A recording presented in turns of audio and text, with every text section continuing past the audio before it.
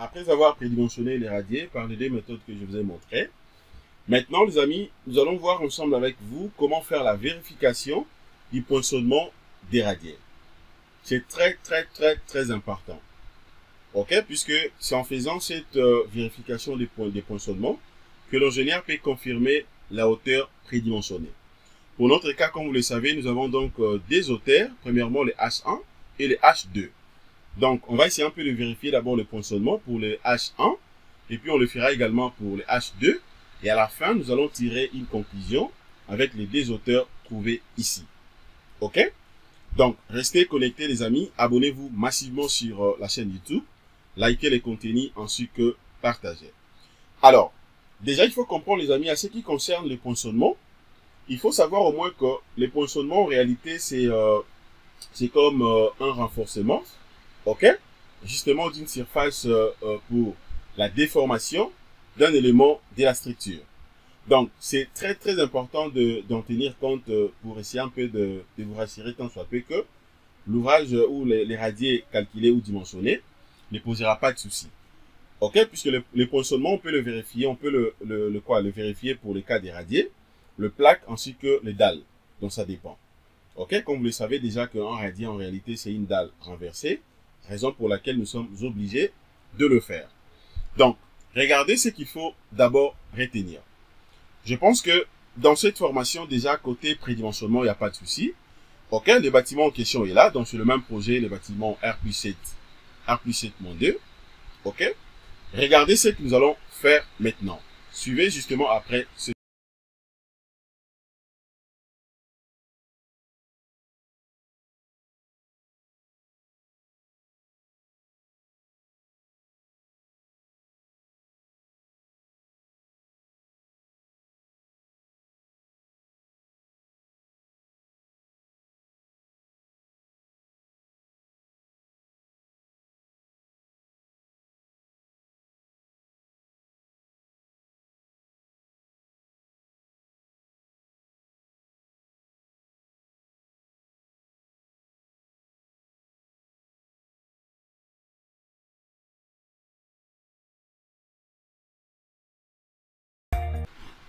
Voilà. Donc, les amis, nous allons vérifier maintenant le poinçonnement. Je peux travailler ici cette fois-ci. Voilà. Bon, je peux écrire, voilà, vérification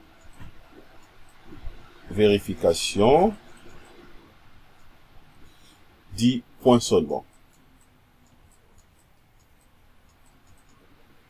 Ok, du poinçonnement.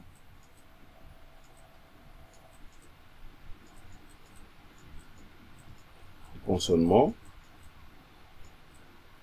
des radiers général.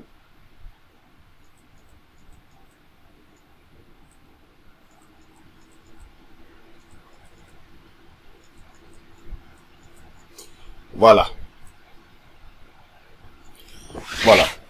Donc, les amis, par où il faut commencer? D'abord, c'est comme je viens de dire, le poinçonnement, en réalité, c'est justement très important pour les cas d'un radier général. Mais néanmoins, avant de faire ça, nous sommes obligés de vérifier une équation. Ok? Nous sommes obligés de vérifier une équation. Donc, pour dire que la vérification du poinçonnement est bien faite, donc il faut vérifier ceci. Donc, il faut vérifier cette équation. Voilà, je peux écrire vérifier. Ok, cette équation, c'est-à-dire quoi? Il faut que le NI n'est rien d'autre que l'effort normal, hein, donc on va donc les trouver ou le vérifier justement par le poteau le plus sollicité, en faisant bien sûr la descente des charges. Ok? D'autant plus que nous avons travaillé sur robot structural analysis, c'est beaucoup plus simple. On verra ça ensemble avec moi. Comment nous allons trouver le NI? Donc le NI doit être inférieur ou égal à 0,045 multiplié par le périmètre, ok? Le périmètre, donc, c'est IC, le IC, multiplié par la hauteur, les H. Ok, pour notre cas, d'autant plus que nous vérifions pour les H1, donc ça sera les H1. Ok, la deuxième méthode, on fera pour les H2, les H. Et puis multiplié maintenant par le FC. Ok, 28 du béton. Ok, si nous allons utiliser 25 mégapascal ou 20, donc on verra ce que ça va donner. Et maintenant, ça sera, le tout sera divisé par les gamma B, gamma du béton. Donc c'est ça la formule. Ok, pour dire que la vérification du poinçonnement d'irradié tient, il faudrait que cette équation soit vérifiée. Donc le NI doit être inférieur ou égal à tout ce que je viens de mentionner ici. Ok? Alors, d'abord, le NI représente quoi? On va commencer d'abord par ça. Le NI représente, c'est l'effort, comme je l'avais dit, donc c'est l'effort ultime, max, obtenu justement après la descente des charges. Ok? Donc c'est l'effort ultime max obtenu après et donc la descente de charge après la DDC, la descente de charge. Ça c'est NI. Deuxièmement, vous avez aussi le IC. Le IC, ce n'est que le périmètre. Ok, ce n'est que le périmètre. Ce n'est que le périmètre. À part ça, vous avez également les H. Les H, c'est quoi ici? Les H, ce n'est que la hauteur d'irradié. Ok, la hauteur d'irradié. Pour notre cas, cette hauteur est déjà connue, hein, puisque vous avez les H1 et H2. La hauteur d'irradié. Voilà. Je vais aller lentement pour que vous puissiez comprendre. La hauteur d'irradié. Et après, vous avez également les gamma B, gamma du béton. Ok, pour notre cas ici, les gamma du béton sera égal à quoi? On va utiliser les 1.5. Sera égal à 1,5. Voilà. Donc c'est pour dire que là, j'ai tout expliqué. Maintenant, avant de débiter, en réalité, avant même de faire la modélisation ici, avant même de modéliser ici, il faudrait que vous puissiez vérifier d'abord les poinçonnements pour confirmer, pour se dire si réellement la hauteur calculée, prédimensionnée, c'est une hauteur qui tienne. Si c'est une bonne hauteur, c'est là où vous allez maintenant passer à la modélisation. Mais par contre, si ça ne tient pas, eh bien, vous serez obligé donc de la corriger. Ok, c'est très important de savoir ça. Donc, avant d'aller modéliser ou définir maintenant les radiers, c'est mieux donc de vérifier d'abord, ok, dans le poinçonnement, pour voir si cette hauteur des radiers, bien sûr prédimensionnée, si ça tient. Mais par contre, si ça ne passe pas, alors vous êtes obligé de la modifier. Ok? Alors, maintenant, après maintenant, ce que je suis obligé de faire, c'est quoi? Je vais aller d'abord sur projection. Je m'en vais d'abord sur projection dans ce projet. Sur projection, voilà, je suis là. Ici, je vais d'abord savoir également quelques éléments ici. La première des choses, c'est juste pour avoir une idée, pour se faire une idée. Je vais d'abord savoir ce qu'on appelle la surface des bâtiments et des combien ici. Ok? Je sais que ça va pas entrer ici, mais c'est juste pour avoir d'abord une idée.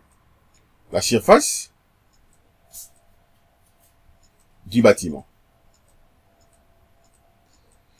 Voilà, il faut savoir que c'est différent. Là, je suis en train de parler de la surface du bâtiment et non surface d'irradié. Surface du bâtiment sera égale à combien? Donc, je suis obligé d'abord de quitter également. Voilà, je crois que j'avais déjà coté ça. Voilà, je prends d'abord ma cotation. Ok, c'était de combien? Voilà, je vois ça. 23 mètres 15. 23 mètres 15 fois combien? Fois 10 mètres. Ok? Donc, ça sera combien ici? Ça sera donc 10 mètres fois 23 mètres 15. Donc, la surface du bâtiment sera égale à combien maintenant ici? Donc, j'aurai 10 mètres multiplié par 23,15. Voilà, ça me donne une valeur de 231,5 mètres carrés. Voilà, c'est ça donc la surface du bâtiment. OK? Alors, maintenant, je vais vérifier également la surface, justement, d'irradié. Parce que c'est différent. La surface maintenant. Surface d'irradié. La surface d'irradié, maintenant, ça sera quoi? Ça sera tout simplement ça, plus les débords. Les débords est de 50-50, ok? Puisque là, je suis en train de travailler d'abord pour H égale à 1. Hein. H1, on avait calculé, on avait trouvé les débords de 50-50. Donc, attendez, je peux également vous montrer. Les H1, voilà. Les débords trouvés, c'est ça. Débords égale à 50 cm. Ok? Donc, cela revient à dire quoi ici? Là, j'aurai maintenant quoi? C'est-à-dire que, en réalité, là, j'aurai le 10 mètres. Ça sera donc plus 1 mètre. Ok? Puisque le débord est de 50-50. 50 à gauche, plus 50 à droite, ça fait 1 mètre. Ok? Multiplié maintenant par 23,15 mètres plus 1 mètre également. Donc, je peux calculer là. Plus 1 mètre également. Ceci implique donc j'aurai en réalité 11 mètres. Donc, ça sera 11 mètres ici. 10 plus 1. Multiplié par 24 mètres. 24 mètres 15. Et donc, ceci implique, j'aurai quoi ici? Donc j'aurai 11 mètres multiplié par 24 mètres 15. Voilà, ça me donne 265,63. Donc 265,65 mètres carrés. Voilà. OK? Donc, à ce niveau, je sais très bien la surface du bâtiment, ainsi que la surface, donc, d'irradié. OK? C'était quand même important pour moi, d'abord, de calculer ça. Alors, maintenant, je peux continuer de l'autre côté. Voilà, les amis, donc je vais continuer là. OK, je peux continuer à partir d'ici. Maintenant, je suis obligé de faire quoi? D'abord, je suis censé de chercher rapidement le NI. OK? Je suis censé de chercher rapidement le NI. Le NI demeure l'inconnu. Le NI, je l'aurai à partir d'ici. C'est comme je vous avais dit, je l'aurai à partir d'ici. Et donc, là, je suis obligé d'abord de lancer les calculs. Et après, maintenant, je pourrai obtenir directement donc le NI. OK? Je vais le faire. Il n'y a pas de problème. Mais j'enchaîne d'abord avec les calculs. OK? Donc, le NI demeure d'abord l'inconnu. Je pourrai voir ça plus tard. Alors, maintenant, ce que je suis obligé également de faire, c'est quoi? Étant donné que le NI, je vais le trouver plus tard, alors je peux maintenant continuer rapidement et donc le calcul. Je vais d'abord recopier encore une fois de plus la formule ici. Donc, la formule est NI doit être inférieur ou égal à 0,045 multiplié par IC multiplié par FC 28, OK, multiplié par H sur gamma béton. Alors, pour notre cas ici, on a dit que gamma béton égale à 1,5. OK, 1,5. Donc, c'est ça la formule. Voilà. Maintenant, comment je serai obligé maintenant de calculer le périmètre ici? Comment je vais calculer maintenant le périmètre ici? Donc, le périmètre ici. Comment je peux le calculer? OK? Ça, c'est dans le périmètre. Alors, voici maintenant la formule pour calculer directement le périmètre. Donc, cela arrive à dire quoi? Les IC. Je préfère travailler avec ça d'abord. Ça, je peux enlever. Voilà, je peux prendre noir. Pour que ce soit bien visible. OK. Donc, ça veut dire quoi ici? Les IC doit être égal à quoi? Les IC ici sera égal tout simplement à 2 multiplié par A plus B. Donc ça, c'est la formule pour calculer, pour trouver le périmètre. OK? Et après, maintenant, je suis obligé également de trouver A. Comment maintenant trouver A? A sera égal à petit a plus H. Ça, c'est la formule pour trouver A. Et puis, je peux trouver également B. B maintenant sera égal à quoi? B sera égal à petit b plus H également. OK? Donc là, ce sont des formules. Donc, ça, ce n'est que pour trouver donc le périmètre ici. Ça, c'est le périmètre. Ce n'est que pour trouver donc le IC, le périmètre. Donc, je suis censé calculer d'abord les A et le B. Vous voyez? Alors, maintenant, avant de faire ça, déjà, ce qu'il faut comprendre, je suis obligé de savoir maintenant la section d'hypoteau. La section d'hypoteau. OK? Donc, la section d'hypoteau, OK, je peux mettre ça ici, section d'hypoteau ou de la colonne. Section d'hypoteau, pour mon cas, je vais rentrer rapidement sur le projet, dans le projet ici. Section d'hypoteau, voilà, donc je peux prendre soit à partir d'ici, ou carrément, je peux venir sur profiler des barres, par exemple. Profiler des barres. Je crois que je peux retrouver ça directement. Profiler des barres. OK. C'est pas ça. Principal, là c'est peut-être principal. La colonne.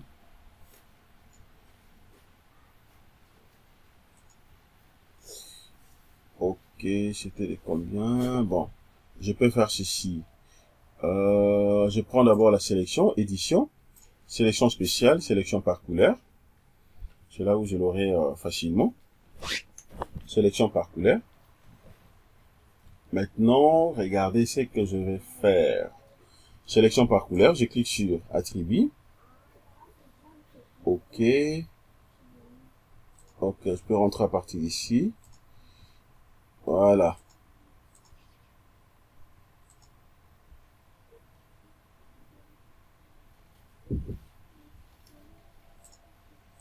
Voilà, ça, je prends ça. Ok, je peux cliquer à vide maintenant. Je viens de l'autre côté, attribut. La colonne ici. Voilà, la section des colonnes est de 25 x 35. Vous voyez? 25 x 35. OK? C'est 25 x 35. Maintenant, regardez. Il faut bien voir, puisque vous allez comprendre que ça varie ici. Moi, je suis dans les sous-sols. Dans les sous-sols, c'est 45 x 55. 45 x 55. Donc, c'est ça. 45 x 55. Donc, c'est pour dire quoi ici? Dans la section ici, est de 45. 45 x 55. OK? Donc, 45 x 55. Ça va centimètres carrés. Pourquoi j'ai pris ça? Puisque vous allez remarquer que c'est ça, donc ça, c'est considéré comme les socles, puisque je suis dans les sous-sols. C'est considéré comme les socles. Mais tandis qu'à partir du rez-de-chaussée et puis d'autres niveaux, la section qu'on avait utilisée, c'était de 20 fois 20, c'était de combien? De 20 fois 35. Alors moi, je suis obligé, comme je suis dans les sous-sols, donc je suis obligé de prendre la section du socle, considérée comme du poteau. Donc, en réalité, là, c'est pour les socles. OK, les S. Section 45 fois 55 cm². OK? Alors, maintenant, étant donné que la section est connue, comment maintenant je vais calculer directement? Je vais calculer ça. Alors, ceci implique maintenant, si je vais calculer A ici, c'est-à-dire quoi? A sera égal à petit a plus H. OK? Et donc, je peux remplacer directement petit a par sa valeur. OK? Je peux remplacer petit a par sa valeur. Donc, cela revient à dire quoi ici? Petit a, en réalité, c'est 45. OK? Ça représente A. Et puis 55, ça représente B, puisque c'est une section. Donc là, j'aurai 45. Ça sera maintenant multiplié par H. Dans notre cas ici, le H trouvé est de 100 cm. OK? Et de 100 cm. Ici également, ça sera donc en centimètres. Cela arrive à dire quoi ici? Donc, c'est pour dire que là, j'aurai combien? J'aurai 45 multiplié par 100. Voilà, ça me fait, ça me donne une valeur de... Je trouve une valeur de... Attendez, qu'est-ce que je fais? Multiplié par... Non, qu'est-ce que je fais? J'allais commettre une erreur. C'est pas la multiplication ici. C'est l'addition. OK? Ça, c'est l'addition. Bon, c'est l'addition. Donc, je suis obligé de l'additionner. C'est l'addition. Donc, ça va faire donc 145 directement. 145 cm. OK? Je peux trouver directement aussi le B. Je remplace, donc j'aurai 55 cm plus 100 cm. Donc, je trouve maintenant ici B égale à combien? Ça sera dans 155 cm. Ça sera 155 cm. OK? Ça, c'est B. Et puis A, j'ai trouvé A égale à 145 cm. Voilà. Là, maintenant, vous allez remarquer que les A est trouvé. Le B également est trouvé. OK? Alors, étant donné que les D sont trouvés, eh ben, je peux directement remplacer pour calculer maintenant le périmètre. Et donc, le périmètre ici, le IC, sera maintenant égal à combien? Donc, sera égal à 2, multiplié par A, c'est-à-dire A, j'ai trouvé une valeur de 145 cm, plus le B, j'ai trouvé 155 cm. Sera égal à combien ici? Je peux calculer là, donc j'aurai 145 plus 155, ça me donne ça, je multiplie ça maintenant par 2. OK, donc ça me donne, je trouve une valeur de combien ici? Donc de 600. OK, donc ça me donne 600 cm. OK, 600 cm. Vous voyez? Donc là, j'ai trouvé la valeur, simplement, la valeur donc de périmètre. 600 cm. C'est ça. Voilà. Donc c'est pour dire quoi ici? Déjà à ce niveau, le périmètre est connu. Ça, ce n'est qu'une valeur, donc c'est déjà connu, c'est bon. H aussi est connu. Gamma B, le 1.5 est connu. C'est presque tout. Il me reste seulement le FC28.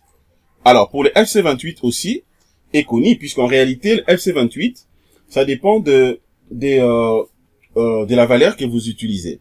Alors, pour mon cas ici, le FC28 que j'utilise, dans ce projet, on avait utilisé FC28 égale à 20 mégapascal. Ce n'était pas 25, c'était 25 ou 20. C'était 20 mégapascal, je me rappelle bien. Donc, cela revient à dire quoi ici? Le FC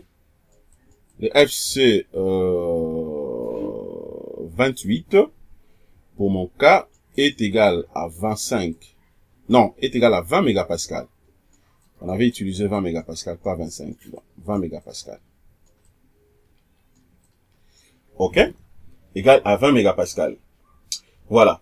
Alors, maintenant, en réalité, pour essayer un peu de simplifier les calculs, puisque là, vous avez le mégapascal, je suis obligé de convertir ça, 20 mégapascal, de convertir ça soit en kilogrammes par centimètre carré. Par centimètre carré, s'il faut le faire comme ça, qu'est-ce que je suis obligé de faire? C'est-à-dire quoi? La conversion, bon, je peux faire ça rapidement sur les logiciels ou carrément calculer aussi, c'est pas compliqué. Déjà, pour bien faire la conversion, nous savons déjà en réalité un bar en réalité égale à combien de kilogrammes par centimètre carré? Un bar égale à 1 kilogramme par centimètre carré. OK, ça c'est un bar égale à 1 kg par centimètre carré. Alors, or, maintenant, pour bar maintenant mégapascal, donc un bar également équivaut à combien de mégapascal? 1 bar équivaut à 0,1 mégapascal. Ok? 0,1 mégapascal. Donc ça revient à dire quoi ici? Le 20 mégapascal sera égal à combien de kilogrammes par centimètre carré? Donc sera égal à 200 kilogrammes par centimètre carré. Ok? Je peux continuer de l'autre côté ici. Voilà, je peux continuer ici. Et donc, c'est-à-dire quoi ici? C'est-à-dire que attendez, je peux prendre ça. C'est-à-dire quoi? Le FC28 égale à 20 mégapascal pour mon cas. Ok, pour d'autres personnes, si vous avez utilisé 25, donc ça sera, vous allez faire la conversion avec le 25. Donc pour moi maintenant, ça sera égal à 200.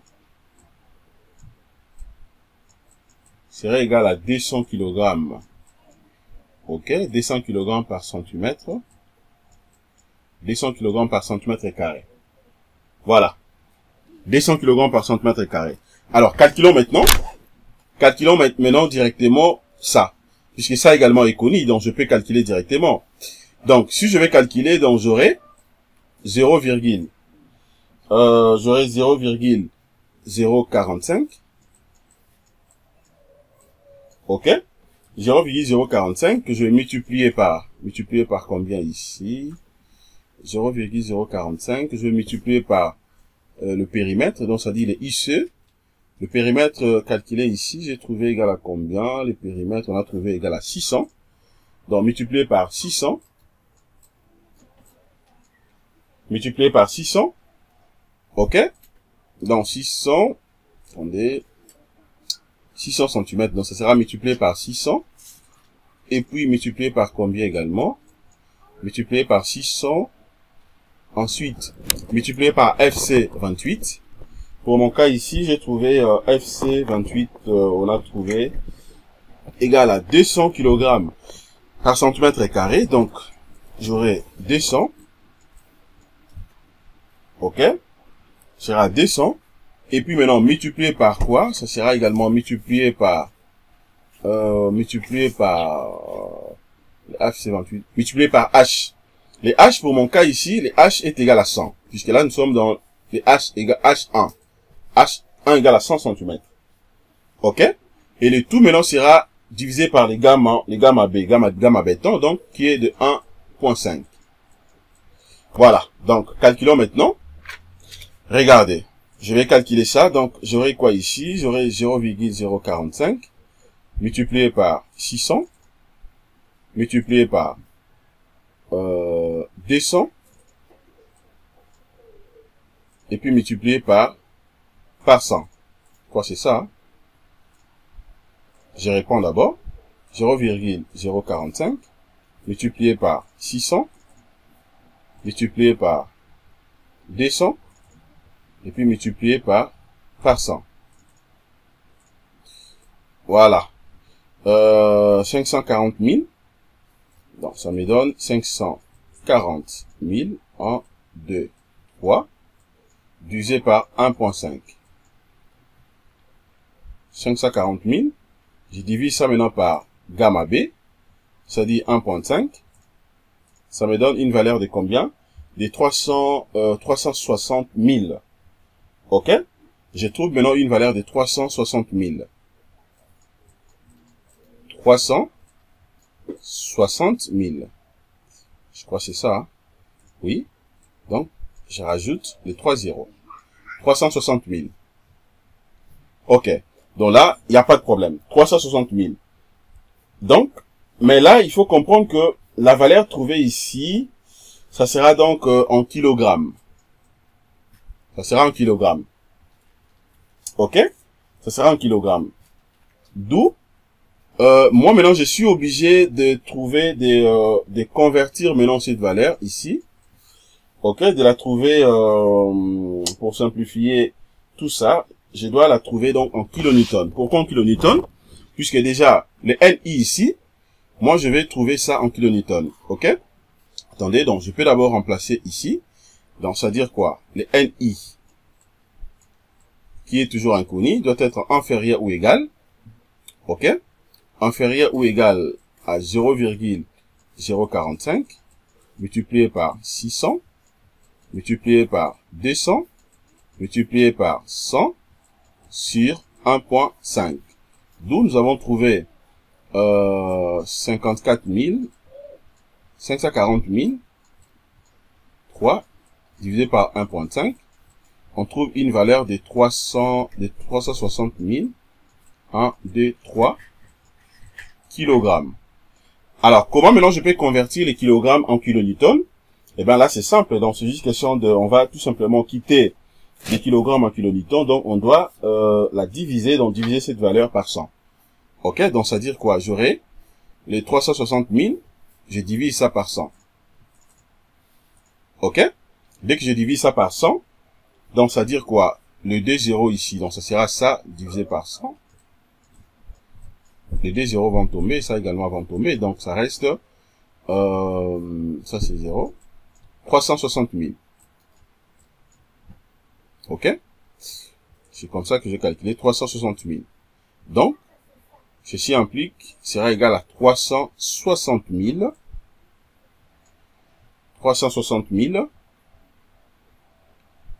kilonewtons.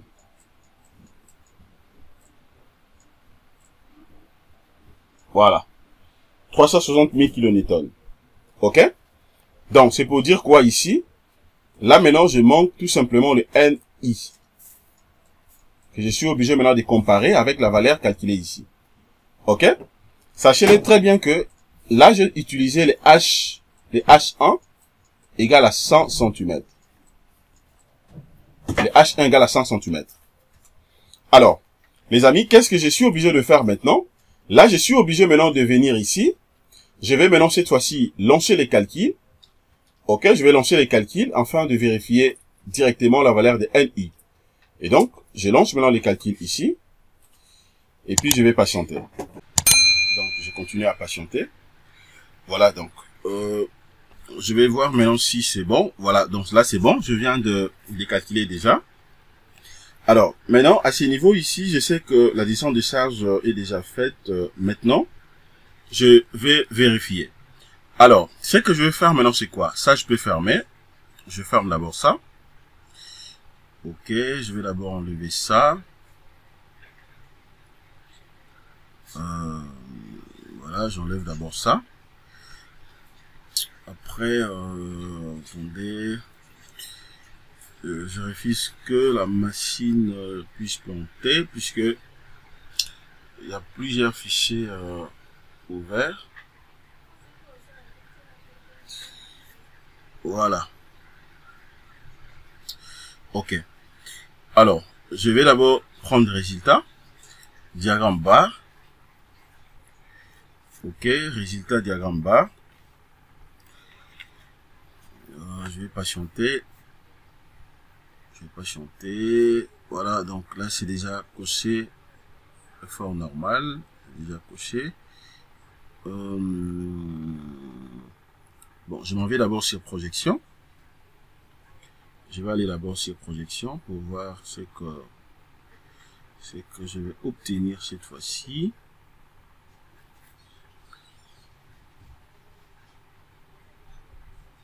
Ok, alors. Et là, je vais cliquer d'abord ici également. Voilà. Ok, c'est planté encore. Ça, j'enlève pour avoir assez d'espace. Je peux prendre réaction. Ok. Je peux prendre par exemple réaction ici. Alors, ce que je fais, je suis en train de trouver le NI. Je vais trouver le NI. Donc, il y a plusieurs possibilités.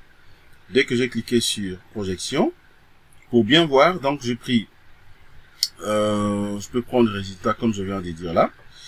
Et puis maintenant, je peux chercher également quoi? Je viens là. Oh là là.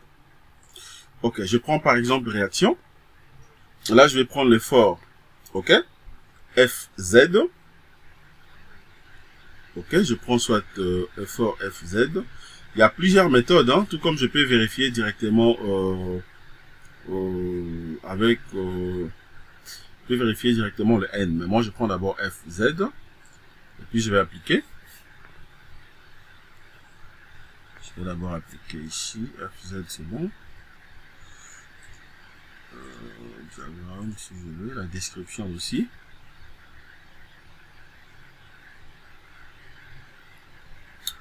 Description aussi, voilà. Ok. Alors, pour bien voir ça avec tous les détails, bon, je crois que je vais aller d'abord sur vue. Je vais rentrer sur vue pour que ce soit bien visible en fait. Je pars d'abord sur vue. Ok.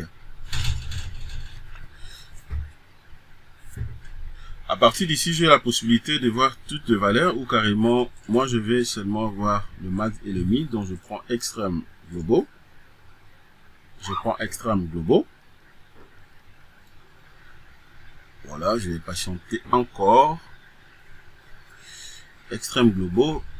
Voilà, là j'ai deux valeurs. Maintenant, je vérifie la valeur max. Voilà, exactement. Donc j'ai deux valeurs. Vous avez donc la valeur max et min. Max ici, ça me fait 23 quelque chose comme ça. Min, moi, des trucs pareils. Voilà. Donc je viens là, je vais prendre d'abord la valeur max ici. Ok. Vous allez remarquer que la sollicitation que je viens d'obtenir ici, c'est aussi, c'est un peu énorme. Ok, c'est vraiment énorme puisque dans le 20 000, c'est déjà beaucoup. Et donc, c'est en kilonewton, hein. C'est donc en kilonewton. Ou carrément, je peux vérifier ça encore par la méthode d'effort. 20 234. 20 234.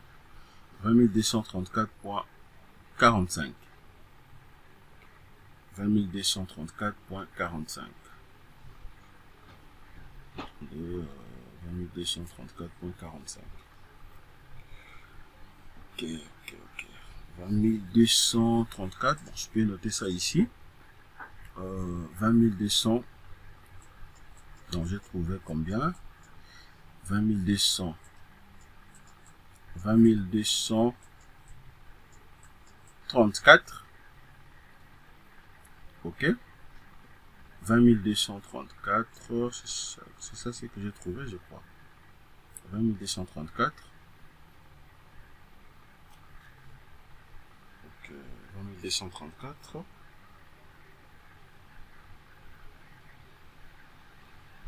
Ok. Je vais pas chanter. Là.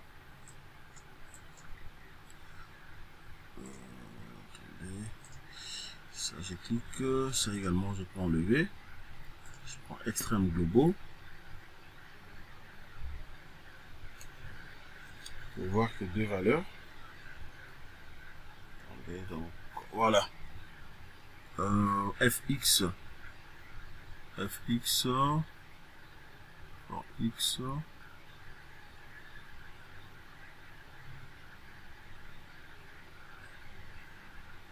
FZ, ainsi de suite. 42, 350.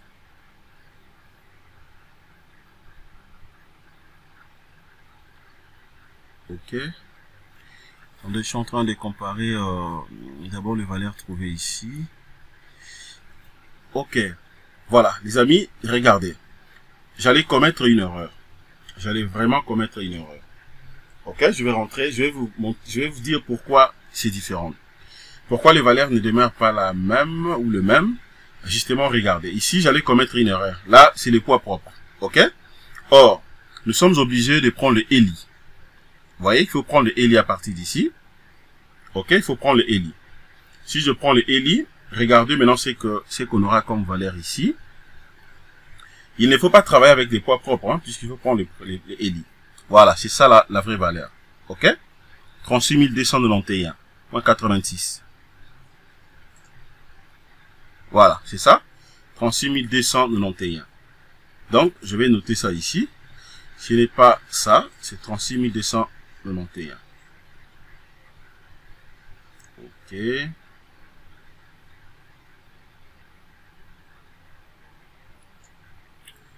Voilà, c'est donc 36 291. Donc, on a trouvé... Bon, je peux différencier ça. Je vais faire que ce soit différent. Des couleurs, bien sûr. Ok. Ça. 36 000 combien? 36 291. 36 291,86. 86 kilonewtons. Vous voyez? Kilonewtons. Voilà. Donc c'est pour dire quoi ici? Après avoir vérifié la valeur à partir d'ici, nous nous sommes rendus compte que la valeur NU, ok? La valeur NI trouvée ici est égale à combien? Donc le NI trouvé est égal NI est égal à 36 000. Une forte sollicitation vraiment. 36 291.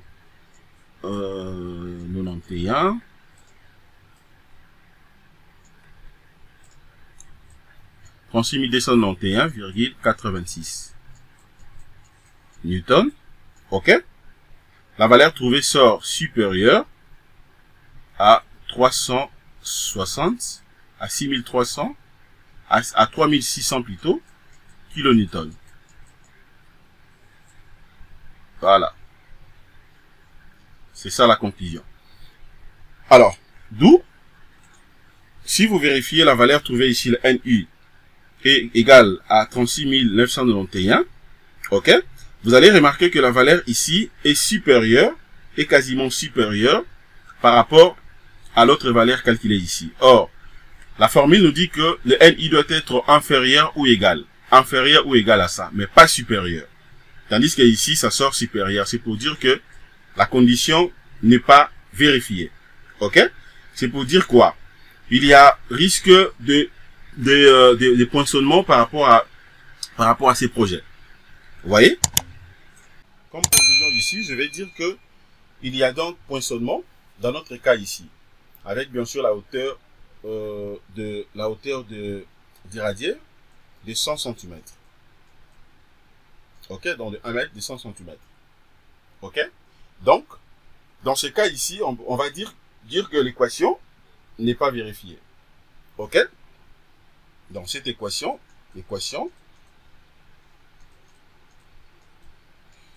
n'est pas donc vérifiée. Voilà. N'est pas vérifiée. Donc, je ne peux pas travailler, donc considérer tout simplement cette hauteur. Néanmoins, il y a possibilité déjà de penser et à placer donc le nervure. Mais qu'à cela détienne, je pense qu'on peut arrêter à ce niveau. Nous allons maintenant vérifier également pour la hauteur de 50. Ok, 50 cm. Comme ça, à la fin, nous allons donner directement une conclusion. Voilà les amis, c'est ce que je voulais vous montrer déjà concernant cette formation sur comment vérifier le poinçonnement du radier. Merci de votre disponibilité les amis. Excellente soirée.